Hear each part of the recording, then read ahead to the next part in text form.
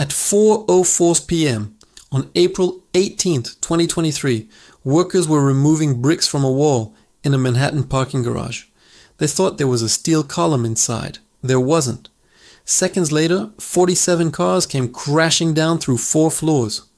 Willis Moore, the 59-year-old manager, was killed. The building had 64 violations dating back to 1976. The official report just dropped. And the DA's decision, no criminal charges. Here's the full breakdown. 57 Ann Street was built in 1925, almost a century ago. Located in Manhattan's financial district between Nassau and William Streets, it was converted to a parking garage in the 1950s. 4 floors, space for dozens of vehicles. The NYC Sheriff's Office even parked their cars here. For nearly 100 years, thousands of people trusted this building with their vehicles and their lives. They shouldn't have. Here's what the official records show. The garage, owned by 57 Ann Street Realty Association, had 64 building code violations, with the NYC Department of Buildings dating back to 1976. That's 47 years of documented problems. Cracked concrete, spalling ceilings, corroded steel beams, missing support columns. And what happened? 19 violations were completed or defaulted. 4 remained open. Nobody stopped operation. Let me walk you through the timeline. In 2003, the DOB found concrete defects, ceiling cracks, spalling concrete, and exposed steel beams. In 2009, broken stairs and loose concrete were noted throughout the building. In 2010, the owner filed an application, but the violations not addressed. In 2013, more exit door issues were flagged. Year after year, the warnings piled up. The building kept operating. The critical failure point was a brick pier on the 3rd floor. Investigators found it was never built to code, not even the 1916 building code that existed when the garage was constructed. The pier was supposed to be integrated into the party wall. It wasn't. Load-bearing capacity, insufficient, margin of safety, basically zero. And then someone decided to fix it. On April 18th, 2023, workers noticed cracks in the pier. Their solution? Remove the damaged bricks and mortar. No permits, no shoring, no structural engineer on site. They assumed there was a steel column inside the brick pier that would hold everything up. There wasn't. At 4:04 p.m., the pier failed. The 2nd floor collapsed onto the 1st. Cars came crashing down. The official investigation report was released in April 2024 by the NYC Department of Buildings and Lehrer Consulting Structural Engineers. Quote, "This tragedy in the heart of Lower Manhattan was entirely preventable.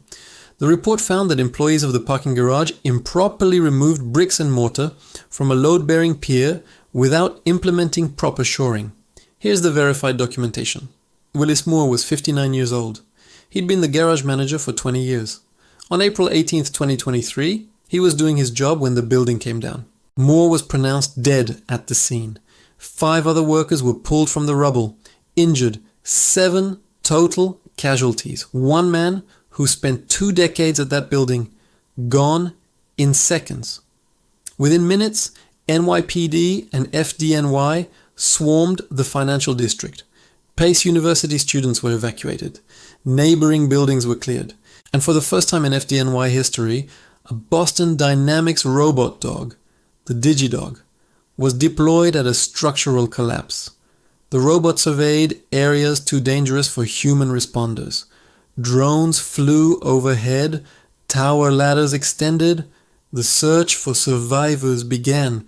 This was no ordinary collapse response. The verified engineering analysis revealed multiple failures. First, the pier was designed with single girders instead of the double girders shown in original 1925 drawings. Second, the bearing plates weren't sized correctly. Third, the pier was never properly integrated into the party wall. Fourth, decades of moisture exposure caused progressive deterioration. And fifth, when workers removed those bricks, they removed the only thing holding everything up. So after a 98-year-old building with 64 violations collapsed, killing a man who'd worked there for 20 years, what happened? The Manhattan District Attorney's Office declined to file criminal charges. Let that sink in. 64 violations, unauthorized demolition of a load-bearing wall, 1 man dead. And nobody, not the owners, not the operators, not the engineers, faced criminal prosecution. The city did take some action.